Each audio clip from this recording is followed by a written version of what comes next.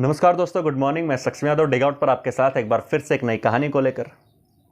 आज तारीख 23 मई।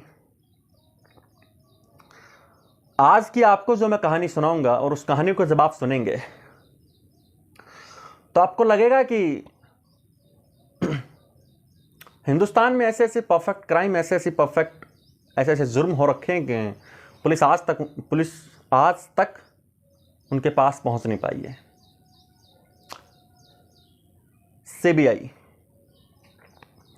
सीबीआई जैसा कि आप सबको पता है कि भारत सरकार की सबसे उच्च जांच एजेंसी है, सबसे पावरफुल,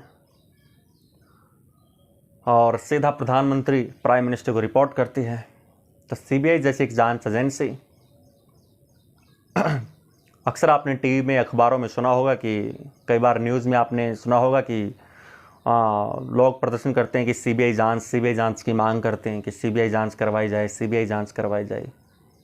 असल में सीबीआई की जो जांच या सीबीआई का रोल तब होता है जब तमाम तरह की जितनी भी पुलिस है, क्राइम ब्रांच, स्पेशल जो टीम होती हैं या पुलिस विभाग, जब वो नाकाम हो जाती हैं किसी भी केस की इन्वेस्टिगेशन करने में, किसी भी केस की जांच करने में, और जब कोई ख़ास रिजल्ट दे नहीं पाती है, तब फिर सीबीआई से उस केस की जांच करवाई जाती है। खैर, ये तो आप सबको पता ही होगा। अब हम कहानी पर लौटते हैं। जब आप ये कहानी सुनेंगे तो मैं दावे के साथ कह सकता हूं कि आपके रोंगटे खड़े हो जाएंगे ऐसा क्राइम देखकर, ऐसी चोरी देखकर।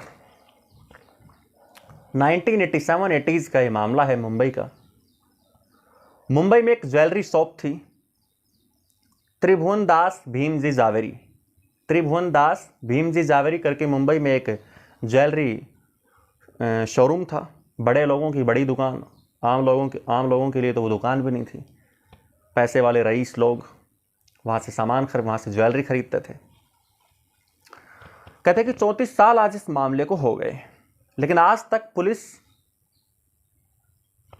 इस केस में जो क्रिमिनल है, जो चोर है, उसको कभी पकड़ नहीं पाई। और पुलिस ने खुद इसको एक परफेक्ट क्राइम, एक परफेक्ट रॉबरी, खुद पुलिस ने इसको नाम दिया है। लंबी जांच होती है इस केस में, तमाम लोगों से पूछताछ होती है, काफ़ी लंबा प्रोसेस चलता है, इंक्वायरी होती है, लेकिन उस शातिर चोर का कभी पुलिस को कोई सुराग नहीं मिला। चेहरा तक पुलिस को नहीं पता, नाम तक असली पुलिस को उसका नहीं पता, और 34-35 साल आज इस केस को, इस मामले को हो गए। अब ये कहानी क्या है, कहानी पर लौटते हैं। तो ये कहानी कुछ ऐसी है कि 19 मार्च 1987 तो मुंबई पुलिस के हेडक्वार्टर में, क्राइम ब्रांच में, एक अफसर होते हैं अरविंद इनामदार। करीब दोपहर 3:30 बजे अरविंद इनामदार का फ़ोन बजता है, और ये फ़ोन आया था त्रिभुवन दास भीमजी जावेरी के ओनर का। अरविंद इनामदार फ़ोन रिसीव करते हैं। उधर से जो ओनर था त्रिभुवन दास भीमजी जावेरी शोरूम का, वो बताता है कि उनके यहाँ पर सीबीआई की रेड पड़ी है। सीबीआई का एक अफसर यहाँ पर थोड़ी देर पहले आया था, उसने यहाँ से बहुत सारे जेवर, कैश इकट्ठा किया और चला गया, लेकिन जाते वक्त वो कोई स्लिप नहीं दे के गया। तो क्या आप हमें बता सकते हैं कि ऐसा क्यों, मतलब स्लिप क्यों नहीं दी? तो तब अरविंद इनामदार जब ये बात सुनता है, जब ये खबर सुनता है, तो अरविंद इनामदार के कान खड़े हो जाते हैं कि त्रिभुवन दास भीमजी जावेरी जैसे बड़े शोरूम में सीबीआई की रेड। क्योंकि अक्सर होता ऐसा है कि जब भी सीबीआई कहीं रेड डालती है तो वहाँ की लोकल पुलिस की मदद लेती है। तो पुलिस विभाग को बताया नहीं गया, मुंबई पुलिस को, रेड भी डाल दी गई इतने बड़े शोरूम में। तो ये सुन के अरविंद इनामदार के कान खड़े होते हैं, और वो तुरंत अपनी एक टीम को उस शोरूम में, उस ज्वेलरी शॉप पर भेजता है। जब टीम वहाँ पहुँचती है तो वो देखती है कि तो जो शोरूम का जो मालिक था वो पुलिस को बताता है कि अभी थोड़ी देर पहले यहाँ पर एक सीबीआई का एक अफसर आया था। उसने बाकायदा गवर्नमेंट सील के पेपर दिखाए, रेड का ऑर्डर दिखाया, और कहा कि हमें इन्फॉर्मेशन मिली है कुछ ऐसी, और हमारे पास ये रेड के ऑर्डर हैं, हमें तुम्हारे यहाँ पर इन्वेस्टिगेशन करना है, छानबीन करनी है, तलाशी लेनी है। उसके बाद उसने शटर गिराया और कहा कि कोई भी अब अंदर से बाहर नहीं जाएगा, बाहर से कोई अंदर नहीं आएगा। यहाँ तक कि उस ओनर के पास जो लाइसेंसी जो पिस्तौल थी उसकी खुद की, वो भी उस सीबीआई अफसर ने अपने पास अपने बैग में रख ली। उसके बाद करीब 45 मिनट तक उसने जितनी भी ज्वेलरी थी शोरूम में, जितना भी कैश था, बाकायदा उसको समेटा, और ऐसे ही नहीं बल्कि उनको पॉली बैग्स के अंदर रखा, सीरीज वाइज एक एक करके, जैसे सीबीआई या कोई भी जब विभाग रेड डालता था वो रखता है, उनके ऊपर बाकायदा सील लगाता है, और फिर यहाँ से चला गया। और जाते वक्त जब ओनर ने उससे पूछा कि सर आप जो ये सामान लेके जा रहे हैं इसकी कम से कम एक स्लिप तो देते जाएं, तो कहता है कि वो उसकी तरफ घूरता है और कहता है कि मिल जाएगी। तो उसके जो हाव भाव या बात करने का जो तरीका उस अफसर का जो था, वो कहता है कि उससे हमें कभी उस पर शक हुआ ही नहीं, उसने होने ही नहीं दिया शक। पूरा उसी तरीके से उसने रेड डाली जैसे अक्सर सीबीआई डालती है या कोई भी जांच एजेंसी डालती है। करीब आधे घंटा बीत गया, तब कहीं जाके थोड़ा थोड़ा शक हुआ, तो पहली बार फिर मालिक ने अरविंद इनामदार को मुंबई पुलिस क्राइम ब्रांच में फ़ोन किया। फ़ोन करने के बाद मुंबई पुलिस की टीम शोरूम में पहुंचती है, सारा वाकया समझती है। और हैरत की बात यह कि जब पुलिस की टीम वहां पहुंचती है उस शोरूम में पहली बार, तो वो देखती है कि अभी भी सीबीआई के करीब 26 लोग उस शोरूम के बाहर खड़े हैं, लेकिन जो लीडर था वो वहां से निकल चुका था। अब सीबीआई की टीम अभी भी वहां पर खड़ी है। मुंबई पुलिस की समझ में ना आया आखिर माजरा क्या है। फिर मुंबई पुलिस उन जो 26 जो लोग जो सीबीआई के जो अफसर थे जो बाहर खड़े थे उनसे पूछताछ करती है, तो पता चलता है कि ये सभी लोग बस में सवार होकर यहाँ पर आए थे। इनका जो लीडर था वो शोरूम के अंदर गया, थोड़ी देर बाद वो बाहर आया, उसके हाथ में काफ़ी सारे बैग थे, और पता चला कि उसका नाम मोहन सिंह था। ये उन्हीं 26 लोगों ने बताया कि उनके जो साहब है उनका नाम मोहन सिंह था, लेकिन मोहन सिंह भी उसका असली नाम है, ये भी दावे के साथ नहीं कहा जा सकता। तो अब मुंबई पुलिस की टीम पहुंचती है, बाहर सीबीआई के अफसर अब भी मौजूद मोहनदास जावेरी की दुकान के बाहर खड़े हैं। पुलिस हैरान आखिर मामला क्या है। उसके बाद उन लोगों से पूछा जाता है, तो वे बताते हैं कि हम यहाँ पर एक ट्रायल रेड पर आए हैं। हमारे जो हमारे साहब है उन्होंने हमें कहा है कि हम यहाँ पर एक ट्रायल रेड डालने आए हैं। उसके बाद हमारे साहब अंदर जाते हैं, फिर थोड़ी देर के बाद वो अंदर से बाहर आते हैं, उनके हाथ में बैग होते हैं, काफ़ी सारी सूटकेस, काफ़ी सारी चीज़ें। वो बस में बैठते हैं और हमें बोलते हैं कि तुम यहाँ पर इंतज़ार करो, मैं एक दूसरे शोरूम में रेड डाल के वापस आता हूँ। और उसके बाद वो यहाँ से चले जाते हैं, और तब से लेके अब तक हम यहाँ शोरूम के बाहर खड़े हैं। अब यहाँ तक की कहानी मुंबई पुलिस को समझ में आ गई थी। उन 26 से जब मुंबई पुलिस की बात होती है तो पुलिस के पैरों तले ज़मीन खिसक जाती है, क्योंकि पुलिस को ये पता चलता है कि जितने भी जो 26 सीबीआई के अफसर जो शोरूम के बाहर खड़े हैं, ये अभी अभी हाल फिलहाल पिछले 24 घंटे के अंदर नए नए अपॉइंट हुए हैं, यानी नए नए अफसर बने हैं सीबीआई के भी पिछले 24 घंटों के अंदर ही। सबके पास सीबीआई का आई कार्ड। उसके बाद उनसे पूछताछ होती है मुंबई पुलिस की, और जो कहानी निकलकर सामने आती है वो कहानी कुछ इस तरह थी, और वो कहानी थी ये, अब आप सुनिए कि 17 मार्च 1987 17 मार्च को मुंबई के टाइम्स ऑफ इंडिया के न्यूज़पेपर में एक ऐड छपता है, और उस ऐड में ये था कि डायनामिक ग्रेजुएट्स चाहिए। जो असल में जो उस दिन उस न्यूज़पेपर में जो इंग्लिश में जो एग्जैक्ट ऐड दिया गया था वो ये था कि dynamic graduates for intelligence officers post and security officers post, कि सिक्योरिटी ऑफिसर पोस्ट के लिए और इंटेलिजेंस एजेंसी में काम करने के लिए डायनामिक होशियार ग्रेजुएट्स कैंडिडेट्स की ज़रूरत है।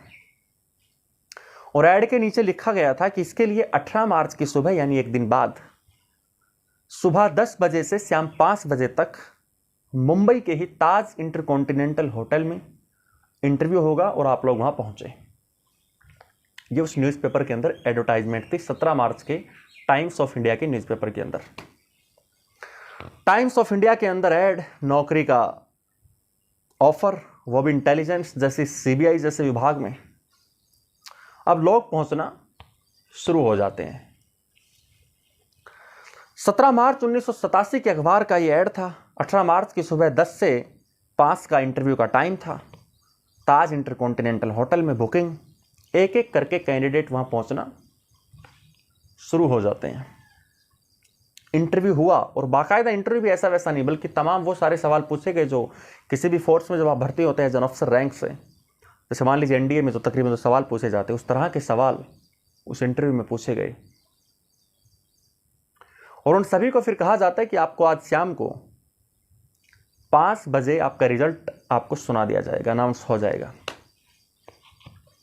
उसके बाद शाम के 5 बजते हैं 18 मार्च को रिजल्ट अनाउंस होता है। वो जितने भी कैंडिडेट्स का इंटरव्यू हुआ था उनमें से कुल 26 लोगों का सिलेक्शन होता है।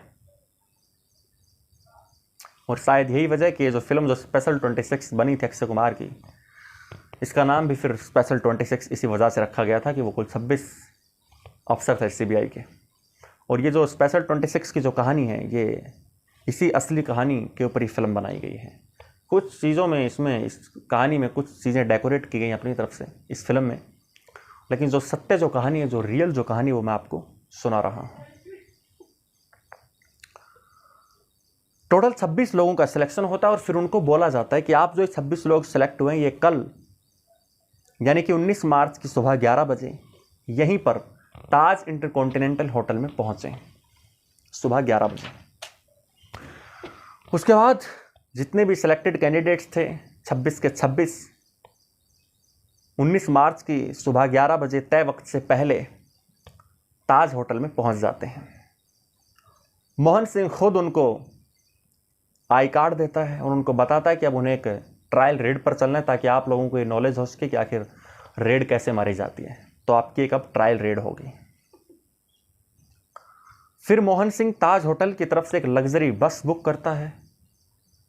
उस बस में उन 26 के 26 नए अपॉइंट हुए अफसर्स को बैठाता है और दोपहर के करीब 2 बजे के करीब ये बस त्रिभुवन दास जावेरी के ज्वेलरी शोरूम के बाहर जाकर खड़ी हो जाती है।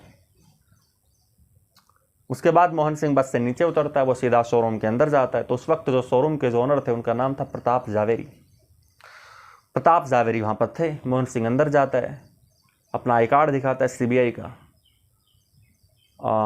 रेड के डॉक्यूमेंट्स दिखाता है, सील लगे हुए गवर्नमेंट के पेपर दिखाता है, शटर नीचे गिराता है और उसको कहता है कि सीबीआई की रेड पड़ी, हमें इन्फॉर्मेशन मिली है कि यहाँ पे हमें तुम्हारे यहाँ पे इंक्वायरी करनी है और हमारी जो बाकी की जो टीम है सीबीआई की वो बाहर खड़ी है। तो प्रताप जावेरी थोड़ा घबरा जाता है। अक्सर ऐसा होता है कि बड़े बड़े जो दुकानदार होते हैं, शोरूम वाले होते हैं, ये हिसाब किताब में कहीं ना कहीं कुछ गड़बड़ हो जाती है। तो फिर ये लोग थोड़ा सा डरते भी हैं रेड वेड से। तो प्रताप जावेरी डर गए। उसके बाद करीब 45 मिनट मोहन सिंह वहाँ पे सारी चीज़ों को, जितनी भी ज्वेलरी थी, जितने भी पैसे थे, उनको बाकायदा पॉली बैग्स के अंदर भरना शुरू करता है और फिर बाकायदा उन पे सील भी लगाता है। करीब 45 मिनट ये सिलसिला चला। उसके बाद कहते हैं करीब एग्जैक्ट तो खैर अमाउंट पता नहीं, लेकिन करीब कहते हैं कि 25 से 30 लाख रुपए कैश था और 2 करोड़ के आसपास की ज्वेलरी थी। तो ये एक डेटा बताया जाता है कि जिस दिन ये रेड वहाँ पे डाली थी एक नकली सीबीआई अफसर बन के मोहन सिंह ने, वो कहते हैं करीब 25 से 30 लाख रुपए का कैश उसने वहाँ से लिया था और 2 करोड़ के करीब ज्वेलरी की कीमत थी। उसके बाद मोहन सिंह वहाँ से निकलता है, बाहर आता है, बस में जितने भी 26 कैंडिडेट्स बैठे थे उनको उतारता है और बोलता है कि मैं एक दूसरे शोरूम में रेड डालने जा रहा हूँ, तब तक तुम लोग ये इंतज़ार करो। उसके बाद मोहन सिंह उस बस में बैठता है, वहाँ से सीधा वो ताज होटल जाता है, सारा सामान अपना ताज होटल से समेटता है। उसके बाद वो ताज होटल के बाहर निकलता है, एक टैक्सी बुक करता है, टैक्सी पकड़कर वहाँ से थोड़ी दूर जाता है और उस टैक्सी को छोड़ देता है। आखिरी जो उसकी जानकारी जो मिली थी उस पूरी इन्वेस्टिगेशन में, वो ये कि टैक्सी से उतरने के बाद वो एक ऑटो पकड़ता है और ऑटो में बैठने के बाद वो कहाँ जाता है, ये आज तक मुंबई पुलिस या आज तक ये बात पुलिस को पता नहीं चल पाई है, क्योंकि उसके बाद फिर आगे कोई कड़ी जुड़ी ही नहीं। त्रिभुवन दास की शॉप से बस से फिर ताज होटल में पहुंचता है, बस खड़ी करवाता है। उसके बाद फिर अपना सामान समेटता है, होटल के बाहर से टैक्सी पकड़ता है, थोड़ी दूर टैक्सी से जाता है, टैक्सी से उतरता है, फिर वहाँ से एक ऑटो रिक्शा करता है, ऑटो रिक्शा में बैठता है। अब ऑटो रिक्शा के बाद वो कहाँ गया, टैक्सी ड्राइवर का यहाँ तक का तो बयान है।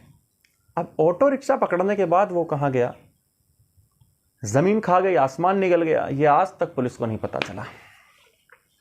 अब इतनी जांच मुंबई पुलिस के हाथ में थी।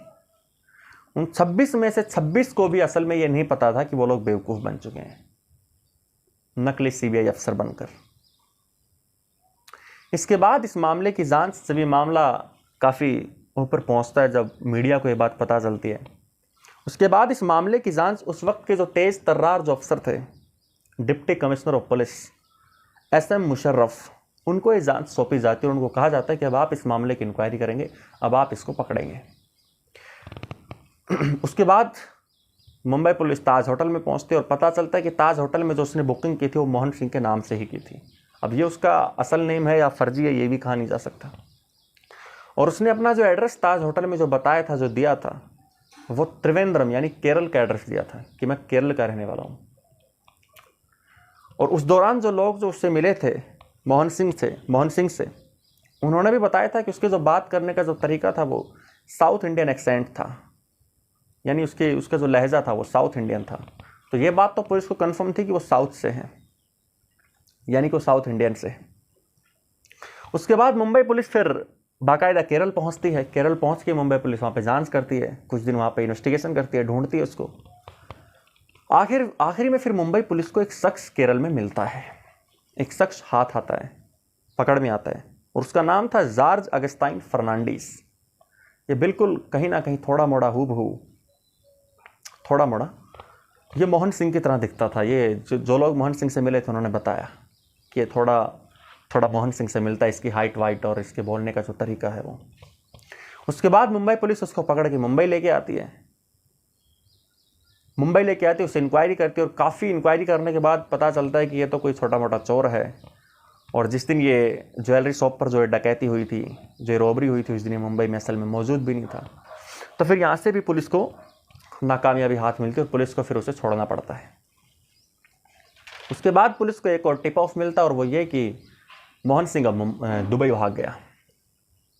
तो मुंबई पुलिस की एक टीम फिर दुबई पहुंचती है। दुबई में काफ़ी दिन इंक्वायरी करती है, लेकिन वहाँ पर भी उसको मोहन सिंह नहीं मिलता है। फिर खाली हाथ नाकामयाबी के साथ फिर मुंबई पुलिस वापस लौटती है। उसके बाद देश के अलग अलग हिस्सों से पुलिस के पास टिप ऑफ आते रहे, लेकिन पुलिस जाती रही, ढूंढती रही, लेकिन कभी मोहन सिंह तक पुलिस पहुंच नहीं पाई। फिर पुलिस ने अपनी इंक्वायरी, अपनी जांच करने के तरीके को बदला और पुलिस ने फिर आइडिया लगाया कि पुलिस ने फिर 2 तरीके निकाले, 2 अनुमान लगाए। पुलिस ने बताया कि हो सकता है या तो ये खुद एक असली का सीबीआई अफसर हो, शायद रास्ता भटक गया हो, क्योंकि तभी इसको नॉलेज है इतनी रेड वेड डालने की, फर्जी डॉक्यूमेंट्स बनाने की। या तो ये खुद सीबीआई का हो सकता है अफसर हो और रास्ता भटक गया और ये रॉबरी करने लग गया हो। तो पुलिस फिर सीबीआई से दरख्वास्त करती है। सीबीआई के अंदर फिर उस वक्त जितने भी अफसर थे, सीबीआई उनकी लिस्ट पुलिस को प्रोवाइड करवाती है। पुलिस खंगालती है एक एक नाम को, एक एक चीज़ को, काफ़ी दिन इंक्वायरी करती है, लेकिन फिर पुलिस को यहाँ से भी फिर पुलिस को नाकामयाबी हाथ लगती है। यहाँ से भी पुलिस को कोई सुराग नहीं मिला। उसके बाद फिर पुलिस दूसरा अनुमान लगाती है कि चलो हो सकता है ये खुद सीबीआई अफसर ना हो, लेकिन इसका कोई रिलेटिव सीबीआई अफसर हो या इसका कोई रिश्तेदार सीबीआई में हो, जो घर पे मतलब अपनी सारी रूटीन दिनचर्या बताता हो कि कैसे रेड डालते हैं, कैसे रेड डाली गई है आज, वो तमाम सारी बातें इसको बताता हो। और उसको भी अनुमान नहीं होगा कि इन चीज़ों का इस तरह से फ़ायदा उठा लेगा गलत। तो पुलिस फिर इस एंगल से भी इंक्वायरी करती है, लेकिन यहाँ से भी पुलिस को फिर नाकामयाबी हाथ लगती है। लेकिन कहते उसके काम करने का जो तरीका था वो इतना परफेक्ट था कि मतलब पुलिस उसको सैल्यूट करती है कि मतलब क्या तरीका था उसका। उसके बाद फिर देश के अलग अलग हिस्सों से, अलग अलग राज्यों से खबरें आती हैं कि उनके यहाँ पर भी नकली सीबीआई की रेड पड़ी है, नकली इनकम टैक्स की रेड पड़ी है। सबसे अचंभे की बात मुंबई पुलिस को जो लगी वो ये थी कि टाइम्स ऑफ इंडिया के न्यूज़पेपर में ऐड, 5 सितारा होटल में बुकिंग, इंटरव्यू होता है, बंदा लूटता है और भाग जाता है। कमाल की बात तो है कि आज करीब इस घटना को करीब 35 साल हो गए। उस शख्स का हुलिया तक, नाम तक पुलिस को नहीं पता, कोई पहचान तक नहीं पाया उसको। इसलिए पुलिस आज भी इसको एक परफेक्ट रॉबरी, परफेक्ट क्राइम का नाम देती है। पुलिस वाले तो कुछ अब भी ये कहते हैं कि कुछ पुलिस वाले तो अब भी उनका ये मानना है कि ये कहना है कि काश एक बार ये मोहन सिंह मिल जाए, तो मतलब हम भी इसके दर्शन करना चाहेंगे, इसको देखना चाहेंगे कि मतलब इतनी परफेक्ट क्राइम और ये बंदा इतने साल तक आखिर पकड़ से बाहर रहा कैसे। ये भी कहा जाता है कि उस वक्त जब इसने इस रॉबरी को अंजाम दिया था उसकी उम्र तकरीबन 45 साल थी, 45 ईयर्स। और आज करीब 35 साल इस मामले को हो गए, तो 45 और 35 करीब 80 साल की ये बात हो गई। तो अगर ये मोहन सिंह जिंदा भी होगा तो करीब करीब ये कहते हैं कि 80 साल का होगा और बुढ़ापा उसका चल रहा होगा, या हो सकता है उसकी मौत भी हो गई हो, किसी को क्या पता। तो कहते हैं कि आज तक भी वो ये बंदा ऐसा था जो आज तक पुलिस की पकड़ में नहीं आया। और इसी के बिहाफ पे फिर ये स्पेशल 26 जो फिल्म थी बनाई गई थी अक्षय कुमार की, इसमें अनुपम खेर भी हैं। तो पुलिस खुद इसे आज तक परफेक्ट क्राइम, परफेक्ट रॉबरी का नाम देती है। आपको कहानी कैसी लगी कमेंट बॉक्स में ज़रूर बताइएगा। अगर कहानी अच्छी लगी हो तो चैनल को सब्सक्राइब, वीडियो को लाइक ज़रूर करिएगा। फिर किसी और कहानी के साथ आपके साथ दोबारा से मुलाकात होगी। तब तक अपना ख्याल रखिए, सुरक्षित रहिए। Thank you.